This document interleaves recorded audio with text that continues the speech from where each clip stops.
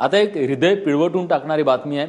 ठाण्यातल्या नौपाडा परिसरात भरधाव जाणाऱ्या चारचाकी गाडीनं 2 लहान मुलांना अक्षरशः चिरडलंय। ठाणे नौपाड्यात चारचाकीनं या 2 लहान मुलांना चिरडलेलं आहे। या दोन्ही मुलांना आयसीयू मध्ये ठेवण्यात आलंय।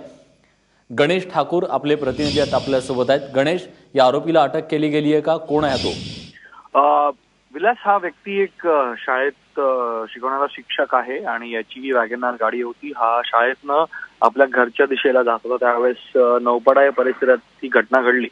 जसं आपण सीसीटीव्ही फुटेज पाहू शकतो त्यामध्ये हे दोन्ही मुलं पार्थ आणि पार्थचं वय जे सांगण्यात येतं ते 8 वर्ष आहे आणि जिया पार्थ कोटक जिया कोटक ह्या दोन्ही भाऊ बहीण तिथनं चालत होते आणि हा व्यक्ती दिलीप याचं नाव सांगण्यात दिलीप गुंजल हा व्यक्ती आहे आरोपी ज्याला अटक करण्यात आली आहे। तो गाडी चालवत होता आणि गाडीत आपण सीसीटीव्ही मध्ये आपण पाहू शकतो की कशा प्रकारे ती मुलं रोड क्रॉस करताना ह्याने ते पाहिलं पण त्यानंतरही याने एक्सिलेटर दिलं आणि त्यामुळे गाडी जी आहे ती त्याला अजून स्पीड मिळाली आणि त्यांना रन ओव्हर करत हा व्यक्ती तिथे थांबला नाही। हा पळून जाण्याचा प्रयत्न करत होता पण तिथे काही लोक उपस्थित होती ज्यांनी याला तिथे पकडलं आणि नंतर पोलिसांना बोलून त्याला पोलिसांच्या कस्टडीमध्ये दिलं आहे।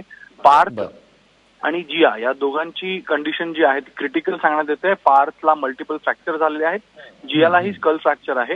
दोघांवर ज्युपिटर रुग्णालयामध्ये उपचार सुरू आहे। पार्थ सध्या स्टेबल सांगण्यात येतोय आणि जियाची प्रकृती थोडी क्रिटिकल असल्यामुळे तिच्यावर तिथे सर्व उपचार सुरू आहेत आणि या व्यक्तीला अटक करण्यात आली आहे। अटक करून त्याला आज कोर्टात प्रोड्यूस करण्यात येईल आणि पुढील कारवाई ठाणे पोलीस निश्चित करतील।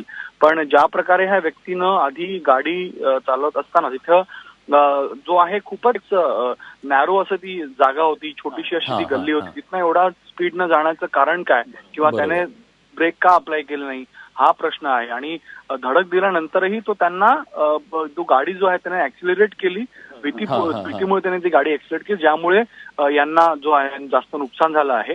जर त्याने धडक दिल्यानंतर गाडी थांबवली असती तर मल्टिपल फ्रॅक्चर्स किंवा स्कलला मार लागला नसता आणि यासाठीच आता culpable homicides not amounting to murder सदोष मनुष्यवधाचा गुन्हा जो आहे तो याच्यावर घेण्यात आलेला आहे आणि पुढील कारवाई ठाणे पोलीस करत आहेत। आपण ती दृश्यांमध्ये बघू शकतो की कशा प्रकारे बेदरकारपणे गाडी चालवून त्या दोघांना याने चिरडलेला आहे। धन्यवाद गणेश, तुम्ही दिलेल्या सगळ्या सविस्तर माहितीबद्दल। सीसीटीव्ही मध्ये ही सगळी जी दृश्य आहेत ती कैद झालेली आहेत। हा तो लाल गाडी जी वळण घेते, वळण घेतल्यानंतर समोर 2 मुलं येतात आणि त्यानंतर त्यांना धडक दिल्यानंतर तो थांबत नाहीये। खरं तर थांबला असता तर जखमा जास्त झाल्या नसत्या त्या मुलांना, पण हा पुढे गाडी तसाच एक्सिलेटर वाढवतोय आणि पळून जाण्याचा प्रयत्न करतोय।